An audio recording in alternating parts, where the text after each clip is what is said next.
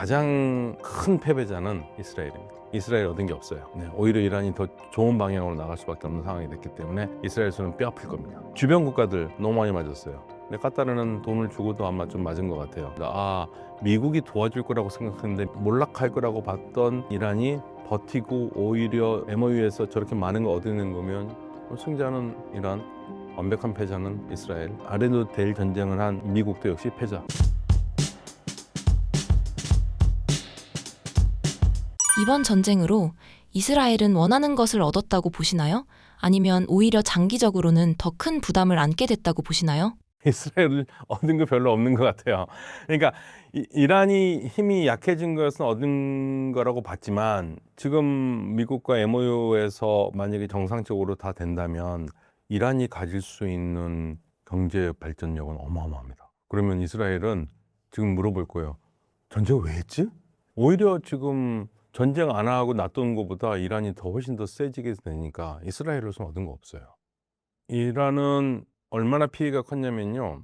거의 1년에 이란의 GDP가 뭐 환율에 따라 다릅니다만 한 3천억 달러에서 4천억 달러 정도 되거든요. 근데 전쟁 2달 만에 2,700억 달러의 손실을 봤다고 했습니다. 그리고 재건하는데 12년이 걸린다고 봤어요. 어마어마하잖아요. 실업자는 100만 이상이 더 늘어나는 거고 인플레이션은 거의 100% 이상 더 늘는 170, 180%까지 얘기를 하고 있고 그런 나라가 이제는 전쟁이 끝나고 MOU대로만 된다면 핵 문제 잘 풀린다면은 압도적으로 발전할 수 있는 나라가 됐으니까 이스라엘로서는 이건 이스라엘처럼 괴롭죠. 얻은 거 없어요. 전쟁은 끝났는데 국제 유가는 생각보다 크게 떨어지지 않고 있습니다. 중동 정세를 보면 아직 시장이 안심하지 못하는 이유는 무엇일까요? 일단 첫 번째로요. 지금 그 MOU가 발효가 됐거든요. 그러면 지금 호르무즈해에서 배가 나와야 되는데 배가 안 나와요. 선사들이 완전히 안전하다는 신호가 있을 때까지 안 나가겠다고 지금 있는 거예요. 그러니까 못 나가게 하는 게 아니라 선사들이 지금 스스로가 지금 진짜 안전하냐? 이 말 믿을 수 있냐 하고 지금 못 나오고 있거든요. 그게 나와도 지금 나와도 유가가 정상적으로 가기가 지금 쉽지가 않아요. 물론 지금 현재 유가는 한다면 많이 떨어지긴 했지만 우리가 관심을 가져야 될 건 MOU 되자마자 제일 처음에 브렌트유가 4%밖에 안 떨어졌어요. 더 많이 떨어졌어야 되는 건데 약간 주춤하는 거죠. 그리고 이제 호르무즈에서 배가 나오면 석유가 넘쳐나서 그러면 이제 괜찮아지겠다라고 하겠지만 그러면 유가는 떨어져서 휘발유 값도 떨어지겠구나 하겠죠. 그런데 우리가 한 가지 명심해야 될 거는 호르무즈햄이 막힌 다음에 유가가 57%가 뛰었거든요. 그런데 어떤 나라도 57%를 자국의 석유 가격에 반영하지 않았어요. 57%면요, 우리나라 같은 경우에는 1리터에 2,500원이 돼야 됩니다. 그게 정상가예요. 그런데 2,000원까지 내려놨잖아요. 그러니까 석유가 풀고 나온다 하더라도 이 가격에서 많이 떨어지지 않을 거란 얘기예요. 그래서 올 연말까지는 고유가가 계속될 수밖에 없을 것이다. 그렇게 얘기를 하는 거죠. 정상적으로 돌아오려면 6개월 이상 걸릴 거라고 보는 겁니다. 이번 전쟁을 계기로 중동의 힘의 균형도 많이 달라졌다는 평가가 나옵니다. 가장 큰 승자는 누구였고 가장 큰 타격을 입은 국가는 어디라고 보십니까? 사실 승자가 없는 전쟁이긴 해요. 미국은 무려 이란을 10,000곳 이상을 타격을 했는데 군사시설만. 미국이 전쟁에 이겼다고 보기 어렵거든요. 결국 이란이 굴복 안 했거든요. 이란이 이겼다고 그러면 미국이 못 이겼으면 이란이 이겼다고 할 수 있겠죠. 근데 이긴 것 치고는 너무 많이 만졌어요. 그러니까 버텼다라는 면에서 그리고 미국이 항복을 못 받아냈다는 점에서 이란이 그런 의미에서 이겼다고 말할 수 있지만 이긴 것 치고는 너무 많이 만졌고요. 그다음에 가장 큰 패배자는 이스라엘입니다. 현재로서는 이스라엘 얻은 게 없어요. 이란 바뀐 것도 없고요. 오히려 이란이 더 좋은 방향으로 나갈 수밖에 없는 상황이 됐기 때문에 이스라엘에서는 뼈 아플 겁니다. 주변 국가들, 아랍 국가들 너무 많이 맞았어요. 너무 많이 맞아가지고 아랍 국가들도 많이 피해를 봤습니다. 카타르도 그렇고 카타르도 사우디아라비아도 이란에게 미리 돈을 찔러주면서 우리 시설 때리지 말라고 그랬던 것 같아요. 근데 카타르는 돈을 주고도 아마 좀 맞은 것 같아요. 그래서 맞았고 사우디는 좀 그래서 덜 맞았는 거 안 때린 것 같습니다. 사우디 같은 경우에는. 근데 주변 국가들도 이번에 뼈저리게 느꼈을 겁니다. 미국이 도와줄 거라고 생각했는데 자국 내에 있는 미군 기지가 도움이 안 된다는 걸 알았어요. 그러니까 주변 국가들도 지금 이게 우리 대전신 다시 한번 개선을 해봐야겠는데 생각이 들고 가장 피해를 많이 본 나라는 역시 아랍에미레이트입니다. 아랍에미레이트는 이란과 원래 사이가 그렇게 좋지도 않았던 데다가 거기다가 엎친 데 덮친 격으로 아랍에미레이트는 이스라엘과 수교를 했잖아요. 그게 이란으로서는 절대 좋게 보이지 않고 그다음에 아랍에미레이트가 그렇게 많이 맞았다는 건 거기에다 플러스 미군 시설이 많다는 얘기예요. 미군 시설이 많았기 때문에 아랍에미레이트가 집중적으로 더 많이 맞았습니다. 이스라엘보다 더 많이 때렸어요. 그러니까 이번 전쟁에서는 어떤 국가도 승자라고 할 수 없는데 굳이 승자를 뽑으라고 그러면 그렇게 두들겨 맞았고 거의 몰락할 거라고 봤던 나라인 이란이 버티고 오히려 에서 저렇게 많은 거 얻어낸 거면 승자는 이란, 완벽한 패자는 이스라엘, 아래도 될 전쟁을 한 미국도 역시 패자. 이렇게 정리가 될 것 같습니다. 전쟁이 끝나면 결국 돈의 흐름도 바뀔 텐데요. 앞으로 글로벌 자금은 어디로 향할 가능성이 크다고 보시나요? 중동 재건이나 방산 에너지 시장에도 새로운 기회가 열릴 수 있을까요?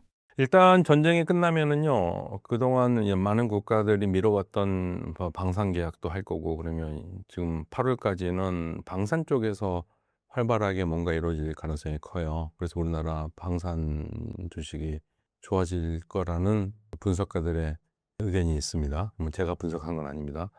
예, 그렇게 되면 이제 방산 쪽을 많이 몰리다 보면 뭐 반도체는 상대적으로 약간 소홀하지 않겠느냐라고 그렇게 말씀을 하시더라고요. 말씀들 하시던데 중동 국가들은 방산에 신경 쓸 수밖에 없습니다. 이제 말 그대로 스스로가 나라를 지키는 그 방향으로 가지 않으면 또 이런 전쟁이 나면은 완전히 초토화될 거라는 생각하기 때문에 방산 부분 많이 뛰어들 수밖에 없고요. 그리고 당연히 건설이죠. 재건해야 되니까. 예, 건설 부분 열심히 할 수밖에 없는 상황. 방산 건설은 뭐 지금 현재로서는 전쟁의 수혜를 가장 많이 받는 분야이기도 하고 가장 필요한 분야이기도 하겠죠. 그리고 이란 같은 경우에는 지금 뭐 3천억 달러의 재건 자금을 만든다고 그러잖아요. 그래서 이제 뭐 이름을 밝히지 않았습니다만 우리 기업도 뭐 거기에 참여하고 일본 기업도 참여하고 있다고 그런 얘기가 나오고 있어요. 그래서 모든 게 잘 돼서 그러한 3천억 펀드를 가지고 이란의 재건 사업이 된다면 나쁘지 않습니다. 상당히 오랫동안 이란을 중심으로 한 새로운 경제 붐이 일어날 가능성이 있죠. 왜냐하면 너무 부서진 게 많으니까 새로 다 지어야 되고 그래서 이 관련된 국가들 그리고 관련된 산업들이 다소 따뜻한 기운을 맞겠죠. 기분 좋은 흐름을 탈 것 같습니다. 잠깐! 마이너스 11억을 1년 만에 플러스 13억으로 만든 주식 투자 비결, 주식 왕초보도 가능합니다. 한 달 커피값으로 시작하세요. 지금 바로 고정 댓글 확인. 이번 전쟁을 통해 한국이 얻을 수 있는 가장 큰 기회는 무엇이라고 보시나요? 방산뿐 아니라 건설, 조선, 에너지 등 어떤 산업을 주목해야 할까요? 만약에 모든 게 잘 돼서 이란 시장이 열리고 이란의 제재가 풀려서 이란과 걱정 없이 무역을 할 수 있다면 우리로서는 더 원래 좋은 시장이죠. 자, 인구가 9천만입니다. 예, 인구가 9천만이고요. 자국민들이 스스로 일하는 나라입니다. 외국 노동자 없이. 그리고 지적인 능력도 굉장히 뛰어나고 교육열 높고 특히 한국에 대한 인식이 좋고요. 한국과 경제적으로 뭔가를 많이 해보려는 나라이기도 하고요.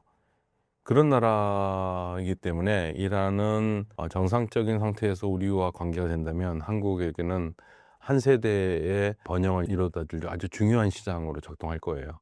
예, 그래서 저는 이란의 제재가 빨리 풀리고 모든 게 정상이 돼서 우리 기업들이 걱정하지 않고 이란에서 사업을 할 수 있기를 사실 굉장히 기대하고 있고 이 기대는 벌써 뭐 20년이 다 돼갑니다. 이 기대가. 많은 분들이 전쟁이 끝났으니 이제 안심해도 된다고 생각합니다. 하지만 앞으로 세계 경제와 국제 정세에서 가장 주의 깊게 봐야 할 변수는 무엇이라고 보십니까? 이제는 과거처럼 미국이 모든 걸 나서서 등장해서 조정하고 막고 하는 그러한 능력을 상실했어요. 상실했다기보다 미국이 그걸 안 해요. 이제는 더 이상 미국이 이득이 되지 않는 얘기죠. 그렇다 보니까 바이든 대통령이 전에 그런 얘기했는데 미중 간의 갈등이 뭐 2040년까지 갈 것 같다 뭐 이런 식으로 얘기를 했었거든요. 그러면 그냥 그 말이 왜 그렇게 어떤 근거로 나왔는지 모르겠지만 그냥 2040년이라고 생각해 보시면 아직 한 15년 정도는 이러한 세상에 더 갈 거고요. 그렇게 되면 어떤 세상이냐면 미국이 스스로 나 1등 안 해. 그냥 1등 하려고 하니까 너무 돈 드는 게 많으니까 난 내려놓게 이렇게 내려놨고 그러면 미국이 내려놓은 1등 자리를 어떤 나라도 예를 들면 중국이나 러시아도 이 자리를 자기네들이 갖고 가고 싶은 마음도 없고 그럴 능력도 없어요. 그러니까 지금 이 상황, 어떤 거중 조종자가 있어서 몽골 조종하고 뭐 하고 하는 그러한 이제 흐름은 없고 어디서든지 싸움이 터져도 전혀 이상하지 않은 상황. 그러한 쉽게 말하면 약육 강식의 세계가 지금 열려 있습니다. 그거를 두고 캐나다 카네디 총리가 올 1월 달에 다보스 포럼에서 미국이 그러니까 우리가 예측 가능한 무역의 시대, 그러니까 미국이 세계로 미는 시대는 끝났다고 얘기했습니다. 그 시대는 돌아오지 않을 것이다. 과거를 돌아봤자 쓸모가 없다. 과거를 그리워하지 말아라. 새로운 단절이고 그래서 이제는 중견 국가들끼리 협력해서 서로 협력해서 살아가지 않으면 이 중견 국가들이 그렇게 아니면 이 강대국의 메뉴판에 오른다고 그랬거든요. 그래서 여러 강대국이 있고 중견 국가들은 눈치를 보면 살아갈 수밖에 없기 때문에 중견 국가들 협력을 해야 되는 거거든요. 카네 총리가 얘기한 중견 국가라는 게요. 캐나다, 한국, 호주 뭐 이런 나라들이 중견 국가예요. 예, 저도 유럽 애들하고 같이 쓴 책에서도 중견 국가가 같이 해야 된다는 거를 기술 중견국, 테크 미들 파워라고 얘기를 하거든요. 거기 들어간 나라는 한국, 일본, 독일, 프랑스, 이스라엘, UAE 뭐 이런 나라들이에요. 그래서 이제 새로운 중견군 협력의 시대가 도래했고요. 여기서 우리가 잘 항해를 해야 됩니다. 잘 항해를 하고 무엇보다도 대한민국이 미중 갈등의 희생양이 되지 않도록 대한민국이 전장터가 되지 않도록 전쟁터가 되지 않도록 하는 정부 당국의 노력, 정치인들의 노력 그리고 온 국민들의 마음 어린 노력이 있어야지만이 우리가 번영을 계속할 수 있는 그러한 시간으로 갈 수 있을 것 같아요. 안 그러면 우리에게도 굉장히 위험한 상황이 옵니다. 왜냐하면 전쟁이 어디서 어떻게 터질지 모르니까. 예전에는 안 날 거라고 생각했던 게 모든 게 다 일어나고 있거든요. 그러니까 우리가 마음을 놔서는 안 되겠죠. 그 부분이 굉장히 우리가 걱정하는 부분이기도 합니다. 네. 구독자님들에게 한 말씀 부탁드립니다. 네, 세계 정세가 급격하게 변하고 있습니다. 중견군 협력 시대가 왔거든요. 우리가 정신 바짝 차리고 변화하는 국제 질서에 우리의 살 길을 찾지 않으면 도태되는 그리고 불행한 사태가 올지도 모르겠습니다. 그런 날이 오지 않도록 우리가 최선을 다해서 눈을 부릅뜨고 우리 가는 길을 잘 살피면서 우리의 안녕과 번영을 찾는 그러한 노력을 해야겠습니다. 감사합니다.